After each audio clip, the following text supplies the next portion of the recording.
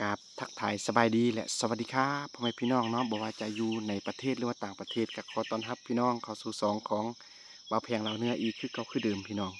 มื้อนี้มาพบมาพอกับว่าวแพงกะอยู่ในป่าพี่น้องเพราะว่ามื้อนี้เฮาก็ได้พักผ่อนนะหลังจากฮักซารีแล้วบอนหนึงเฮาก็ได้พักผ่อนกะสิพาพี่น้องเฮาไปใส่กับดักนกพี่น้องเพราะว่าช่วงนี้ก็เป็นฤดูกาลที่ว่าการทำมาหากินอยู่ในธรรมชาติพี่น้องเฮา สิพาพี่น้องเราไปใส่กับดักนกเป็นว่าสิให้พี่น้องเขาได้เบิ่งเนาะรูปร่างลักษณะของกับดักที่ว่าเขาจะใส่สิเป็นจังใดกะสิให้พี่น้องเขาได้เบิ่งน้กันเลยพี่น้องเอาเนาะพี่น้องตอนนี้เขาก็สิให้พี่น้องเขาได้เบิ่งกับดักเนาะนี่พี่น้องกับดักนกเนาะกับดักนกของเขาก็คือเป็นกับดักสีใส่นูหั่นแหละพี่น้องแต่เขามาประยุกต์ใส่เนาะมาดัดเปลี่ยนใส่เป็นกับดักนกพี่น้องลักษณะก็สิเป็นจังซี่หั่นแหละพี่น้องเพราะว่าตอนนี้นะเราก็ใส่เนื้อล่อของมันแล้วพี่น้องตัวดวงเนาะตัวภาษาลาวเขาเอิ้นว่าตัวแม่หรือภาษาไทยภาษาทางฝั่งไทยเขาเอิ้นว่าตัวดวงเนาะเขาก็ได้เสียบเป็นที่เรียบร้อยแล้วพี่น้องเขาก็มีประมาณ20ล่างพี่น้องเนาะเพราะว่ายามนี้ก็นกก็ว่ายินเสียงนกบักหลายพี่น้องเขาก็สิพาพี่น้องเขาไปใส่เบิ่งเนาะว่าตอนนี้เขาก็ขออนุญาตนำพี่น้องเขาใส่กับดักของเขาต่อเนาะแล้วก็มื้อแรงเนาะ เขาก็สิพยายามให้พี่น้องเขาได้เบิ่งมือแรงหรือว่าตอนสวยเนาะตอนสวยๆเขาก็สิพาพี่น้องเขาพยายามเบิ่งว่าสิถึกหรือบ่ก็รอทารุ่นเบิ่งนํกันพี่น้องเอาเนาะพี่น้องตอนนี้เนาะเขาก็วางกับดักของเขาไปบนนี้เป็นที่เรียบร้อยแล้วพี่น้องแล้วก็เขาก็สิไปสืบต่อใส่บนอื่นเนาะเพราะว่ามันยานมันสิใส่กันมาตอนใส่มันก็บ่ทันนกพี่น้องเนาะแล้วก็ก่อนเขาสิใส่นะพี่น้องเขาต้องได้ใส่แวกนี่ทางอนามัยบอนที่ว่าเขาจะใส่ให้มันสะอาดเกลี้ยงดีเนาะเวลานกมันอยู่ถึงเห็นบอนที่ว่าสะอาดจังซี่มันก็สิลงมาเนาะหลังจากมันลงมาแล้วมันก็สิเห็น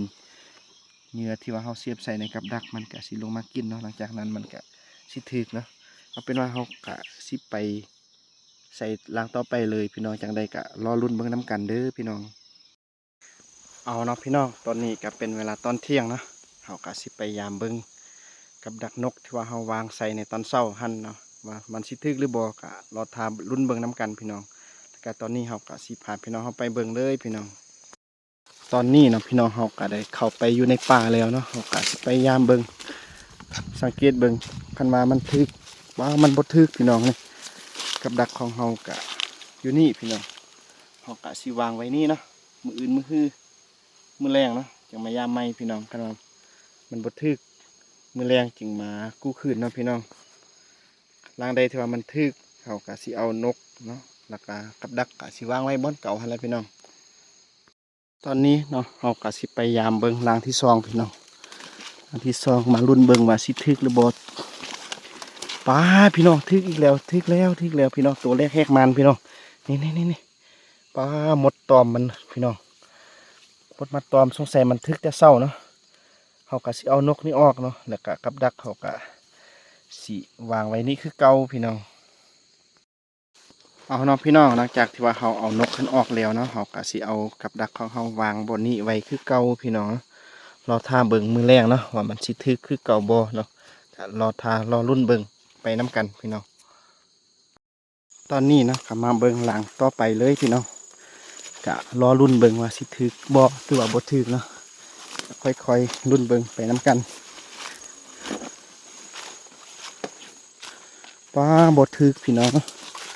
ลางนี้บดทึกนะนี่กับดักอยู่ลุมพันเขากะสิวางไว้นี่แหละพี่น้องพี่น้องสังเกตเบิ่งหลังที่4เห็นทึกอีกแล้วพี่น้องนี่บ่อเรือแล้วพี่น้องเสร็จเรียบร้อยมัน4ลางทึก2ตัวแล้วหลังจากที่เขาเอานกในหลังเมื่อกี้แล้วเนาะมาเบิ่งละนี่ป้าทึกนกใหญ่พี่น้องนกใหญ่นี่มัน3ตัวแล้วพี่น้อง3ตัวแล้วสี่ลางทึก3ตัวพี่น้อง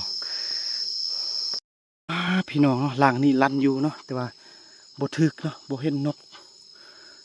นี่เห็นแต่กับดักมดตอมอยู่เนาะจักมัน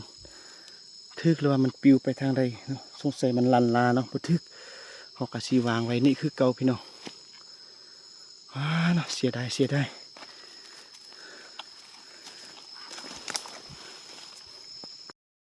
พี่น้องมาฮอดล่างนี่ก็บ่ทึกพี่น้อง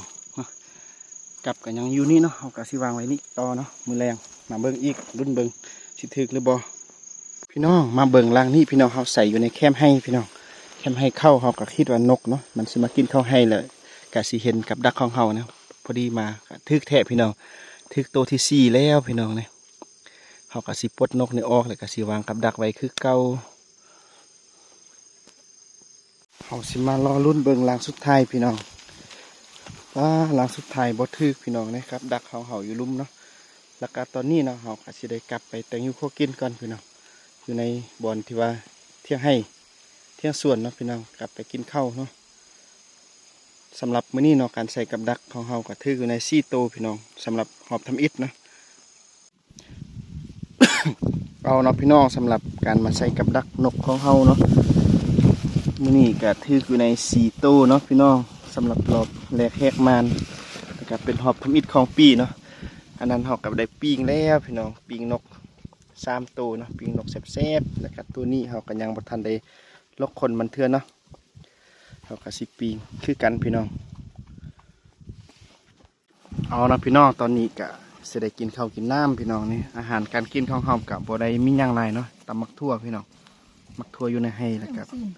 ปิ้งนกพี่น้องนี่ปิ้งนกอยู่ในไร่ในสวนเนาะตอนนี้เฮาก็อันนี้ก็คือมักแตงลายพี่น้องหวานดีขนาดเลยพี่น้อง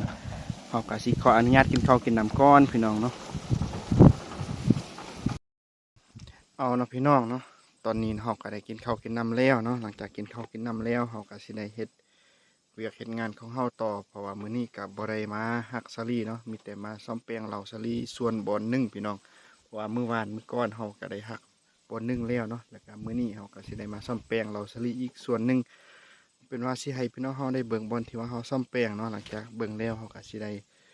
เริ่มเฮ็ดเวียกของเฮาเลยพี่น้อง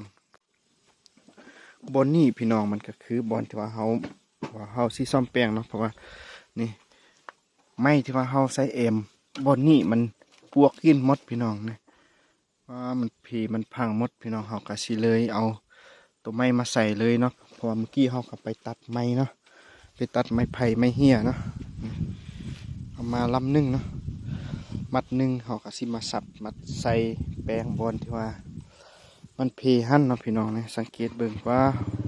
เฮาก็สิเริ่มเฮ็ดเวียกของเฮากันเลยพี่น้องเนาะเอาเนาะพี่น้องตอนนี้เฮากะสิเริ่มเฮ็ดเวียกของเฮาเลยเนาะพี่น้องแล้วส่วนกับดักเนาะเฮาก็คือสิบ่ได้ให้พี่น้องเฮาได้เบิ่งเพราะว่ายานมันบ่ทันพี่น้องเนาะเฮากะสิขอลาพี่น้องไปก่อนเนาะสุดท้ายก็ขอฝากซองอีกคือเก่าคือเดิมเด้อพี่น้องบ่ว่าจะเป็นพี่น้องฝั่งลาวฝั่งไทยก็อย่าลืมเนาะเข้ามาเบิ่งซองของเฮาคือเก่าหั่นแหละพี่น้องเพราะว่าซองของเฮาก็สิได้นำเสนอวิถีชีวิตการทำมาหากินไปใส่กับดักบ่ใส่เบ็ดใส่กับดักนกกับดักนูเนาะต่อไปเพราะว่าคันว่าแล้วเวียกแล้วงานเฮาก็สิเริ่มไปซอกหาแนวอยู่แนวกินพี่น้องพบกันใหม่อยู่ในคลิปหน้าสำหรับมื้อนี้ก็ต้องขอกล่าวคำว่าสบายดีพี่น้อง